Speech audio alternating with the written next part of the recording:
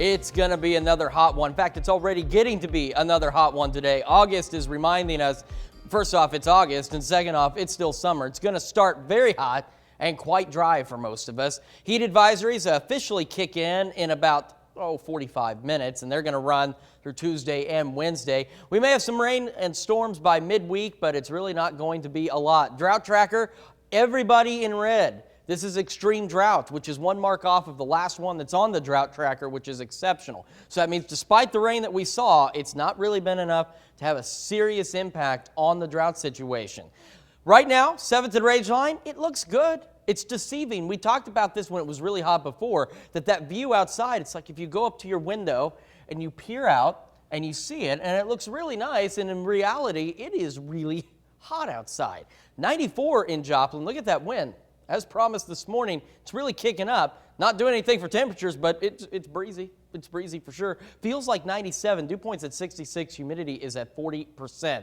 So it is a muggy one. Temperatures across the area looking about the same too. We're all sitting in the 90s, lower to mid. And then we had some showers earlier today in northwest Arkansas. So say Bella Vista, only 85. But everybody else camping out in the 90s. And once you factor in those dew points that we were talking about, it's where it gets sticky, it's where it gets muggy, it's where the air gets thick, and it's like you're walking into a bowl of soup and trying to breathe that in, which I wouldn't recommend doing. But if you are outdoors, we are in that sticky to muggy to pushing soupy range on the dew point tracker. And once you factor that in, look at these heat index values just today. 97 Webb City, 100 in Nevada and Fort Scott. It is warming up, and it is going to stay that way. So let's talk about it. I mean, I guess it doesn't stay that way once you get into the overnight. It's not going to be that hot. It's still going to be warm, but not that hot. As we go through the day, 94 by 6, 90 by 8, 84 by 10, 82 by midnight, and then all of us getting into the lower to mid-70s for overnight lows, but it's going to stay hot. Skywatch Storm Tracker,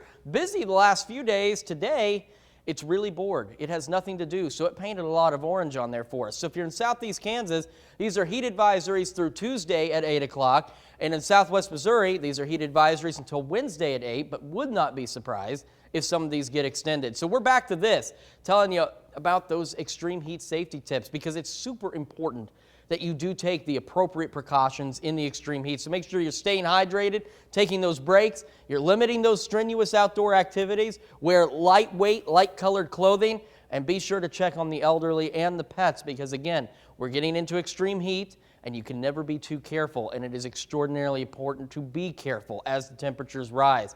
Over the next 24 hours, we talked about what temperatures are going to do overnight. We're going to stay clear. Now, by tomorrow morning, say 2, 3 a.m., there may be a stray shower or two for some of us. The rest of us are going to stay dry, and as we head into the morning, once that sun gets up there, the temperatures soar right behind it under clear skies. And on the future track, you can watch those temperatures soar. They'll rise right on up there. Now here again, this is 2 a.m. Tuesday. These are the few scattered showers, maybe a rumble of thunder that we'll see. Otherwise, as you saw in there, the majority of us staying dry, and dry is going to be the theme heading into Tuesday. Check out Yates Center, Independence, highs pushing 100 by 4:30, 98 in Joplin and Pittsburgh by 4:30. Doesn't cool off a lot overnight either. I mean, check this out. We're talking 80-degree overnight lows. And then Wednesday night into Thursday is when we have our best chance of maybe some showers and thunderstorms that'll go overnight and into early Thursday morning. And they might help the temperatures a bit on Thursday. We got to see what they all do.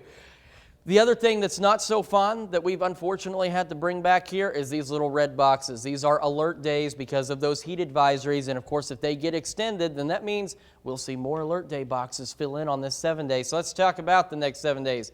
Hot today, hot tomorrow, hot Wednesday.